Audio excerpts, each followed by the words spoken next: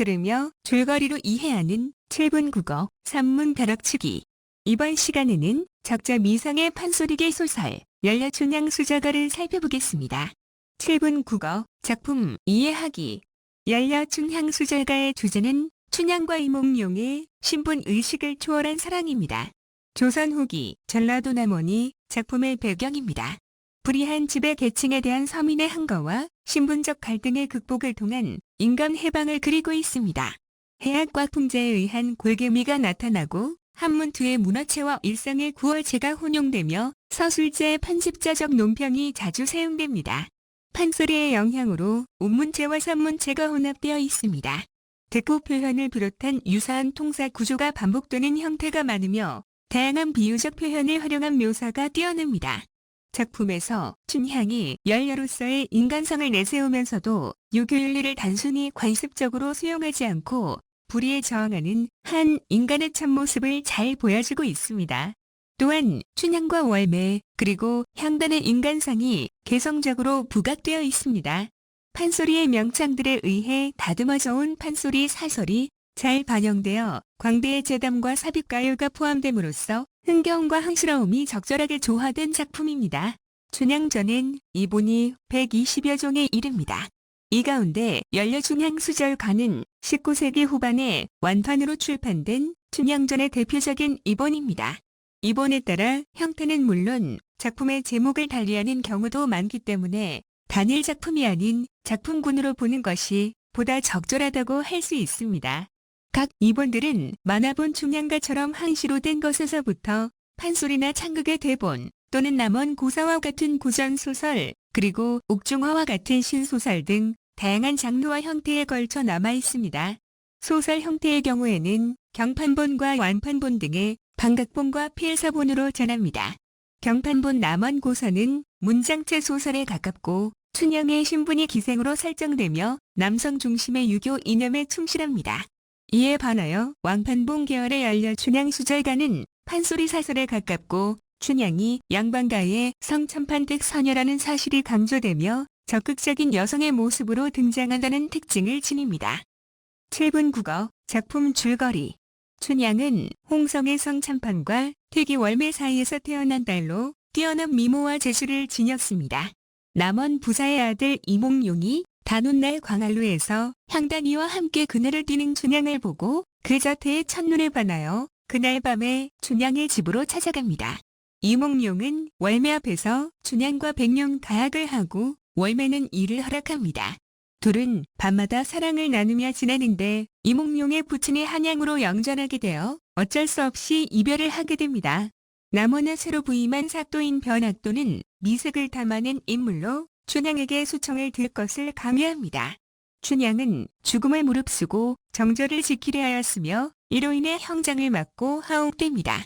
한편 한양으로 간 이몽룡은 과거 급제하여 전라도 지방의 암행어사가 되어 내려옵니다. 남원에 돌아온 이몽룡은 춘향의 소식을 듣게 되고 자신의 신분을 감춘 채 거린의 행색을 하고 춘향의 집을 찾아가나 허름한 행색을 본 월매가 푸대접하고 옥중의 춘향은 절망에 빠져 자기가 죽으면 장사를 잘 지내달라고 유언을 남깁니다. 이몽룡은 변학도의 생일잔치에 찾아가 고을의 수령들이 모인 자리에서 암행어사로 출두하고 변학도를 봉고파직합니다. 이몽룡은 춘향을 데리고 상경하고 춘향은 정실 부인이 되어 부귀영화를 누리게 됩니다.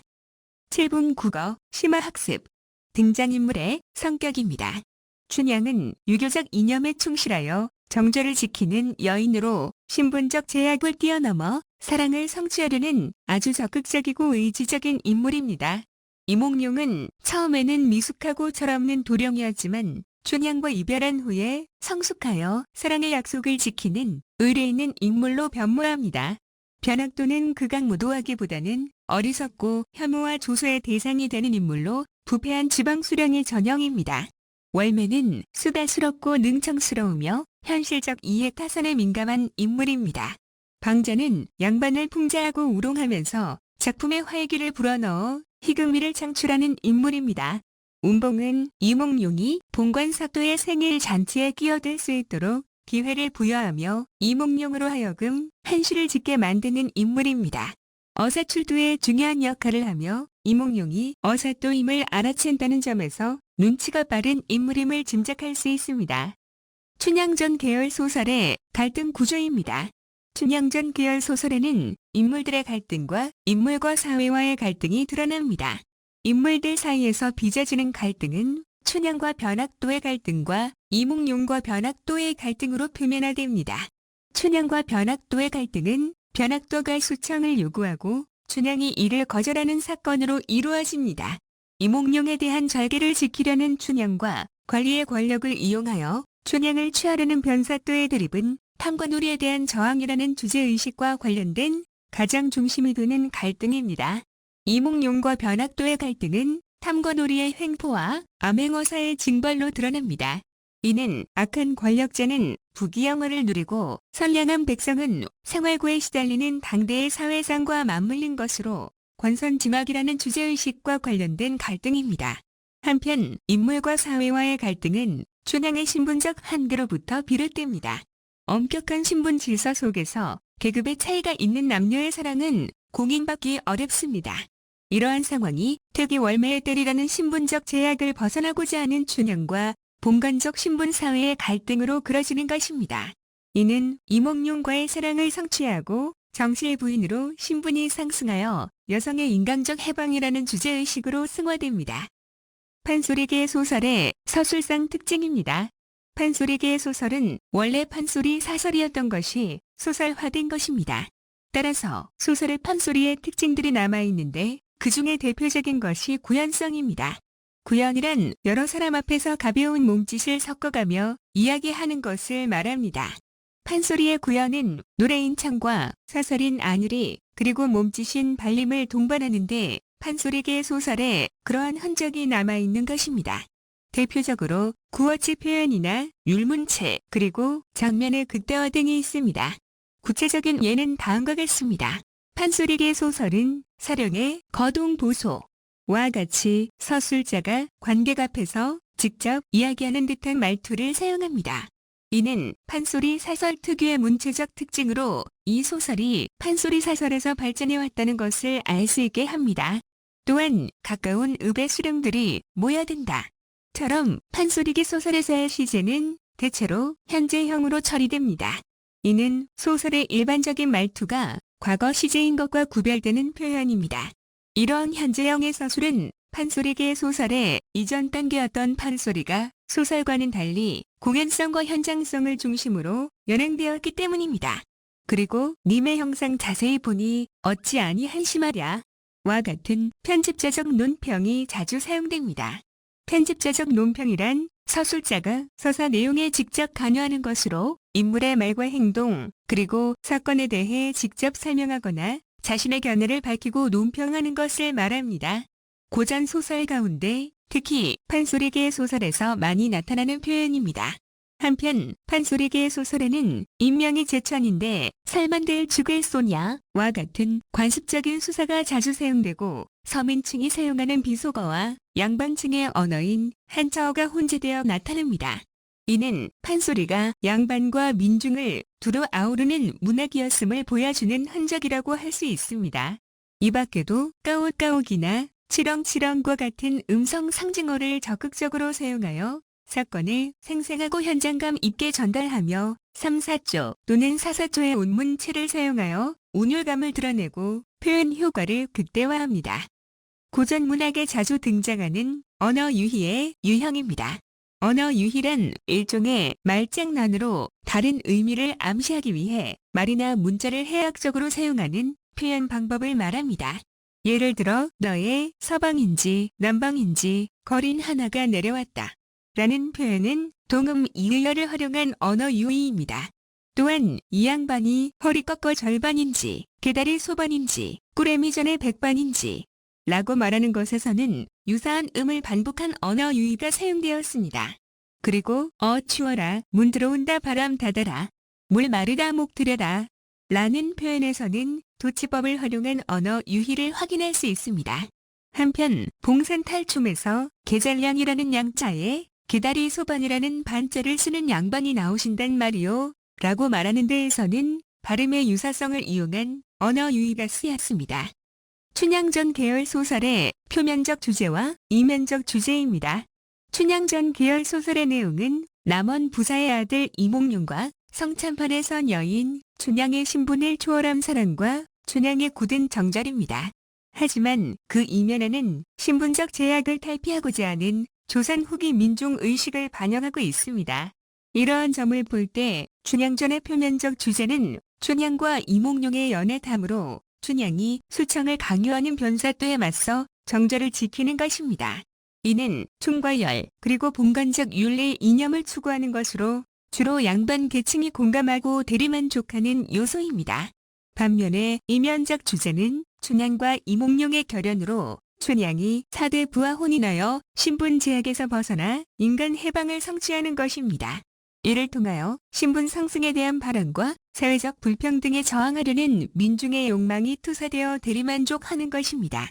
이러한 점이 춘향전 계열의 소설이 계층을 초월하여 인기를 얻을 수 있게 하는 요소입니다.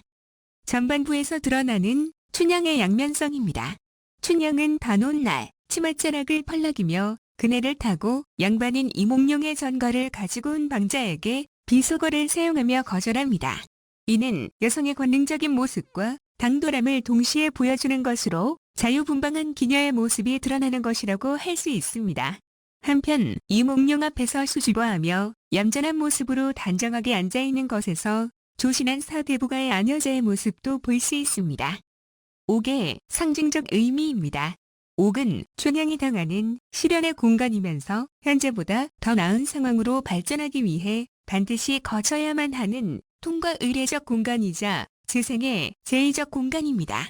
춘향은 기생의 딸이라는 신분에서 옥을 거침으로써 이몽룡과의 사랑을 성취하고 사대부의 정실 아내가 될 자격을 획득하여 신분이 상승하게 됩니다. 이몽룡이 지은 한시의 의미와 기능입니다. 이몽룡은 거린의 차림으로 변사또의 화려한 생일잔치에 참여하여 구박을 받다가 운봉이 시를 짓자는 제의에 호응하여 칠원절구를 짓습니다. 이 시의 뜻은 금똥이의 아름다운 술은 을만 백성의 피이고 옥소번의 아름다운 안주는 을만 백성의 기름이라 촛불 눈물 떨어질 때 백성 눈물 떨어지고 노랫소리 높은 곳에 원망소리 높았더라입니다. 이 시는 작품의 주제를 드러내고 억압받는 민중의 마음을 대변하며 지배계층과 피지배계층의 현실을 대비함으로써 탐관오리의 가렴주구가 횡행하는 당대의 현실을 보여주는 것입니다. 이를 통하여 극적 긴장감을 고조시키고 사건이 급히 반전될 것임을 암시하며 현실 상황을 고발하고 풍자하는 기능을 담당합니다. 확정적 문체를 통한 장면의 극대화입니다. 적층 문학인 판소리를 구현하는 광대들은 전승되는 이야기의 줄거리를 중심으로 관객들이 관심 있어 할 만한 흥미있는 장면을 구현할 때 비슷한 어구를 사용하여 길게 느려 말함으로써 해학적인 효과를 얻게 됩니다. 이를 확장적 문체를 통한 장면의 극대화라고 하며 부분의 독자성이라고도 부릅니다.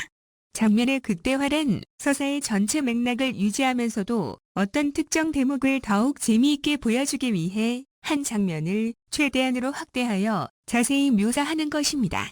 이는 판소리 창자가 주어진 장면을 설득력 있게 보여주려는 의도에서 비롯된 것입니다. 이러한 표현은 하나의 장면을 확장하여 장황하고 과장되게 서술함으로써 생동감과 현실감, 그리고 빠른 호흡으로 사건을 전개하지만 한편으로 다른 장면과의 불균형을 가져오기도 합니다. 즉, 전체 이야기 구성의 긴박성을 추구하기보다는 각 대목과 장면의 부분적 흥미와 감동에 치중하여 불균형이 나타나기도 하는 것입니다. 따라서 장면의 극대화는 판소리계 소설이 주는 부분의 독자성과 깊이 관련되어 있는 것입니다. 이는 작품의 사실감과 생동감을 부여하고 온율감을 형성하며 해당 장면의 긴박한 상황을 속도감 있게 전개하는 데 도움을 줍니다. 춘향전 계열 소설의 배경사상입니다. 춘향전 계열 소설은 양반인 이몽룡과 성참판댁 서녀이자 기생인 춘향의 신분을 초월한 사랑을 중심으로 하여 이들의 사랑을 방해하는 탐관오리 변학도의 횡포가 갈등의 축을 이루고 있습니다. 이러한 갈등과 해결의 과정 속에 반영된 여러 사상들이 있습니다. 먼저 휴머니즘을 전제로 한 계급 타파의식에서 인간평등 사상이 나타나고 탐관오리의 횡포에 대한 징계라는 점에서 사회개혁 사상을 확인할 수 있습니다. 또한 봉건사회의 도덕률을 파괴한 남녀 간의 자유의지에 의한 만남이라는 점에서 자유연애 사상이 드러나며 춘향이 변학도의 수청 요구에도 불구하고 지조와 정절을 지키는 것에 열려 불경이부 사상이 담겨 있다고 할 수 있습니다. 춘향전 계열 소설의 근원 설화와 발전 과정입니다. 춘향전 계열 소설은 판소리계의 소설로 근원 설화가 존재합니다. 설화에서 출발하여 판소리로 구전되다가 고전소설로 정착하게 됩니다. 고전소설 춘향전은 신소설의 옥중화로 이어진 뒤 현대에 이르러서는 춘향전이나 방자전과 같은 필름으로 발전하게 됩니다. 춘향전 계열 소설의 모티프가 되는 근원설화에는 염정설화와 연려설화, 그리고 권태민녀설화와 신원설화, 또한 암행어사설화 등이 있습니다. 염정설화로서 양반 자제와 기생의 사랑 이야기인 성세청설화가 있습니다. 그리고 연려설화로서 여자가 고난과 시련을 이겨내고 정절을 지킨다는 이야기인 지르산녀 설화가 있습니다. 또한 임금이나 관리가 민간의 여자를 빼앗는다는 도미설화나 우렁각시설화와 같은 관탈민녀 화소가 있습니다. 그리고 억울한 일을 당한 사람의 오란을 풀어주는 화소가 담겨있는 남원춘효설화와 박녀설화, 그리고 아랑의 전설과 같은 신원설화가 있습니다. 이 밖에도 암행어사가 권력자나 부자의 횡포를 징벌하고 약자의 한을 풀어준다는 박문수 설화와 성희성설화, 그리고 이시바의 설화와 노진 설화가 있는데 이러한 화술의 암행어사 설화라고 합니다. 춘향전 계열 소설의 문학사적 의의입니다. 조선시대 대부분의 소설이 비현실적 세계에서 소재를 선택한 데 반하여 춘향전 계열 소설은 당시 사회의 현실적인 생활에서 이를 취하고 있다는 점에서 소재의 현실성을 지니는 작품이라고 할 수 있습니다. 또한 조선시대의 소설들은 사건이 일어나는 공간이 대부분 중국인데 반해 춘향전 계열 소설의 공간은 전라도 남원이라는 점에서 개성이 드러납니다. 그리고 장면 묘사나 인물의 묘사가 비교적 상세하게 서술되어 현실적이며 표현의 사실성까지 확보하고 있습니다. 한편 춘향이 변학도에게 끝까지 굽히지 않은 것은 지배층에 대한 민중의 저항의식을 나타낸 것이며 당시의 각 계층을 대표하는 인물들의 전형적인 모습을 잘 만들어내었다는 점이 작품의 창조성을 보여준다고 할 수 있습니다. 함께 읽으면 도움이 되는 작품입니다. 작자 미상 도미설화가 있습니다. 도미설화는 권력에 맞서 정절을 지킨 인물이 등장하는 작품입니다. 백제사람 도미의 아내가 아름답고 자랑이 있다는 소리를 듣고 계류왕이 범하려고 하자 도미의 아내는 정절을 지키기 위해 남편과 고구려로 도망가 살았습니다. 임금의 절대 권력의 횡포에 맞서 일부 종사를 실천한 도미의 아내와 본관 사또의 수청을 거부하고 정절을 지킨 춘향의 성격이 유사합니다.